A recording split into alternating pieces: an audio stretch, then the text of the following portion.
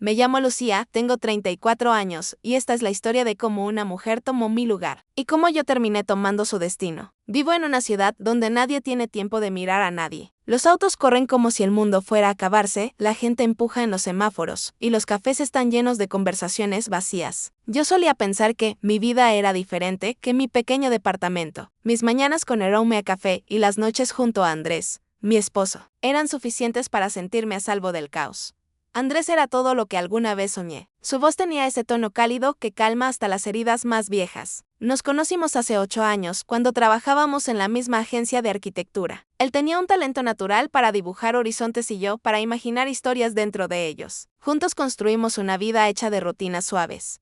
El desayuno compartido, los planes para el futuro, las risas a medianoche. Pero todo eso era una ilusión perfectamente diseñada para ocultar lo inevitable. Recuerdo aquella mañana de lunes.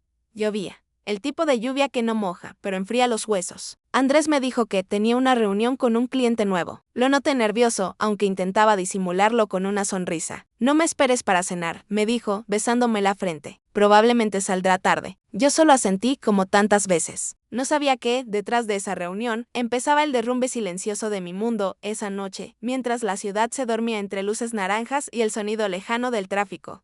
Yo esperé. Cociné su plato favorito. Puse música suave. Las horas pasaron. Las 10, las 11, la medianoche. Y cuando por fin llegó, olía distinto. No a lluvia, no a perfume, sino a alguien más. No pregunté nada. No esa noche. A veces el silencio duele menos que las palabras.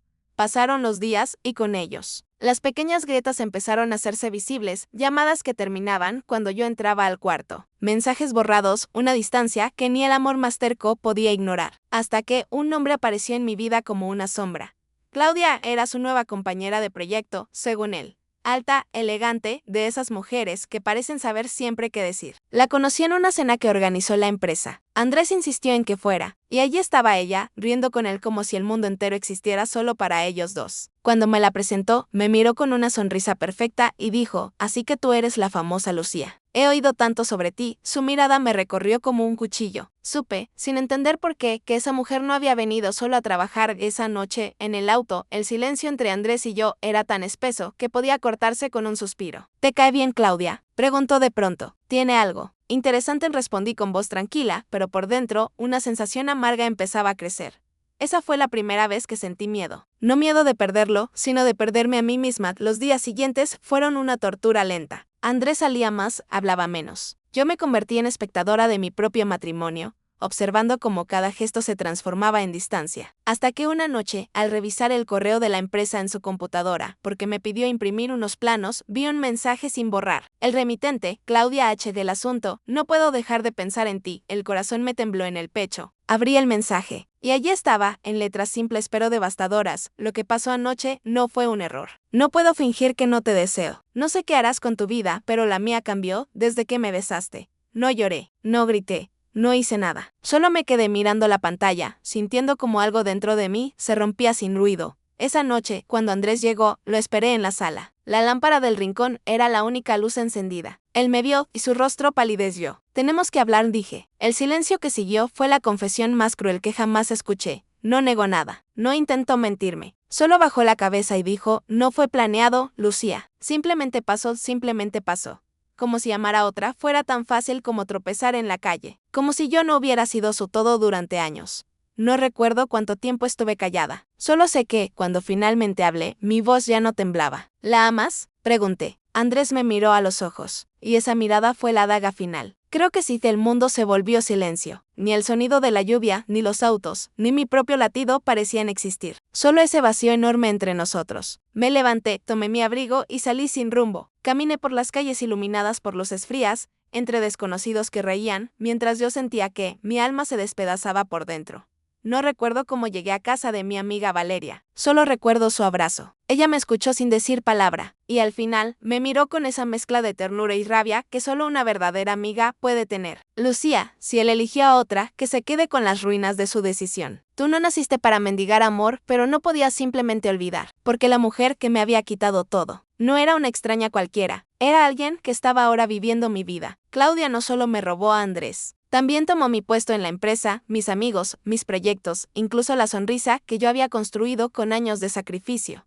Días después de nuestra separación, la vi. Estaban juntos, saliendo del mismo café donde Andrés y yo solíamos desayunar cada domingo. Ella llevaba mi bufanda. Esa bufanda que yo tejí una noche de invierno mientras él dormía, diciéndome que el amor se demuestra en los detalles. Sentí que el aire me faltaba. No me vio. Pero yo la observé riendo, tomando su mano. Y en ese instante, lo supe, no podía dejar que se quedaran con todo. Esa noche comencé a escribir un diario, no para recordar el dolor, sino para planear mi regreso. No sabía cómo ni cuándo, pero una voz en mi interior me lo repetía sin descanso: ella tomó mi lugar, pero yo tomaré su destino.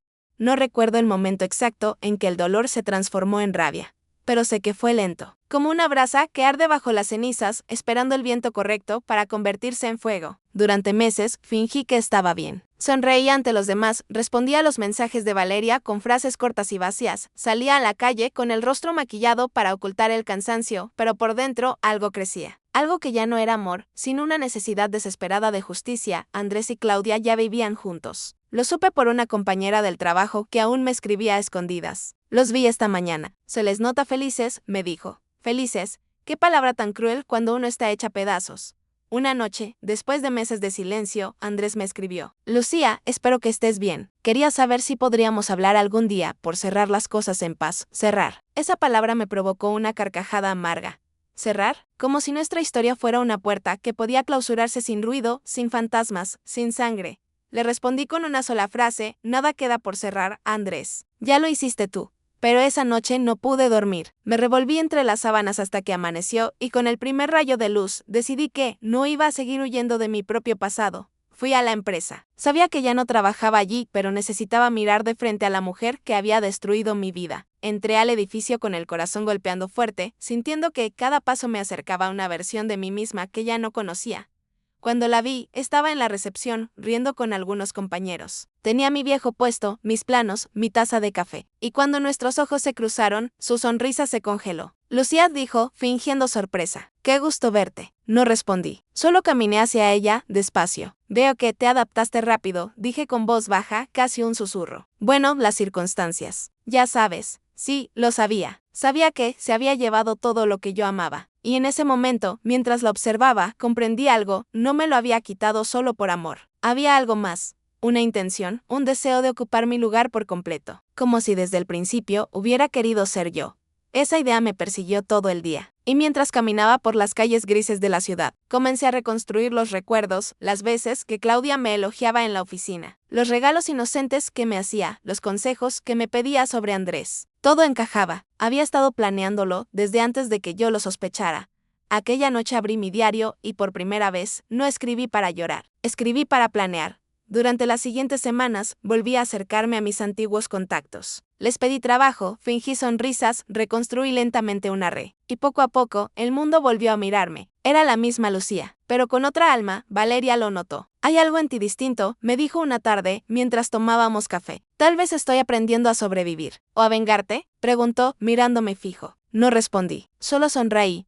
Mi oportunidad llegó cuando un empresario llamado Roberto Méndez, uno de los clientes más importantes de la agencia, me contactó para un nuevo proyecto. Claudia y Andrés también estaban involucrados. El destino, pensé, me estaba poniendo la mesa, acepté sin dudar. El primer día de reunión fue incómodo. Andrés evitaba mi mirada y Claudia fingía una cortesía que se desmoronaba con cada palabra. Yo, en cambio, estaba tranquila. Llevaba un vestido rojo, mi perfume favorito y una sonrisa que desarmaba a cualquiera. Era la Lucía que la había perdido, y que nunca volvería a tener. Durante semanas trabajamos juntos. Yo observaba, analizaba y esperaba el momento exacto para romper lo que ellos creían indistractable. Y ese momento llegó cuando Roberto me invitó a la cena de presentación del proyecto. Sabía que Andrés y Claudia estarían allí. Sabía que no podrían evitar mostrar su felicidad ante todos. Y también sabía que no resistirían el veneno de mis palabras. La noche de la cena, llegué tarde a propósito. Todos estaban en la terraza del hotel, riendo, brindando. Cuando entré, las miradas se giraron hacia mí. Y por un instante, el silencio fue absoluto. Claudia me miró con esa mezcla de desprecio y miedo. Andrés simplemente bajó la mirada. Me acerqué despacio, con una copa en la mano. Brindemos, dije, por los comienzos y los finales. Algunos rieron, sin entender el doble filo de mis palabras. Solo Claudia comprendió. Después de la cena, la encontré sola en el baño. Me miró por el espejo, fingiendo serenidad. «¿Qué buscas, Lucía?», me dijo con voz firme, solo lo que me pertenece. Andrés no es tuyo. No hablo de él, hablo de mí, de mi lugar, de mi nombre, de todo lo que me robaste. Ella giró, acercándose tanto que pude sentir su perfume. No te robé nada. Él vino a mí porque tú ya no eras suficiente. Sus palabras fueron como un disparo. Pero no mostré dolor. Solo la miré y respondí. Entonces espero que estés lista para pagar el precio de ser yo. Esa fue la primera vez que vi miedo en sus ojos. Y supe que el juego apenas comenzaba.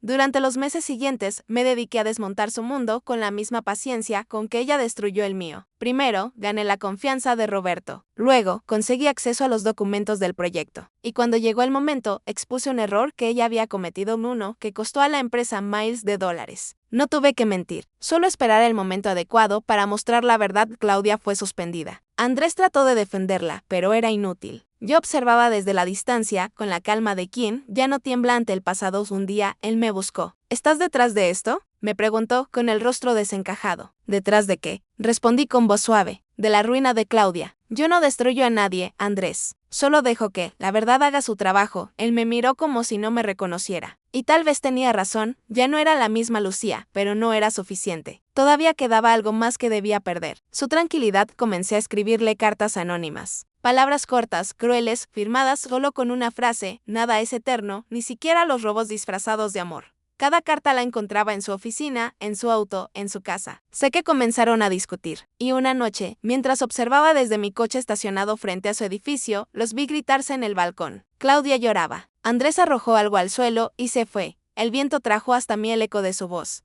Te dije que Lucía no era como crees. Y yo sonreí, porque en el fondo sabía que aún me temía.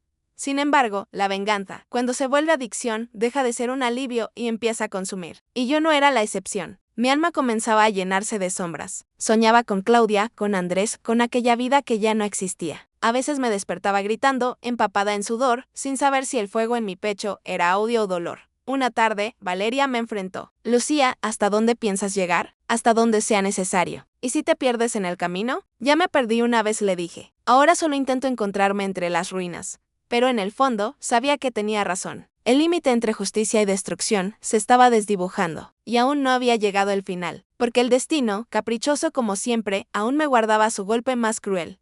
Fue un viernes. Yo salía de la oficina cuando mi teléfono sonó. Era un número desconocido. Contesté. Una voz temblorosa al otro lado dijo: Lucía, soy Andrés. Necesito verte. Claudia tuvo un accidente.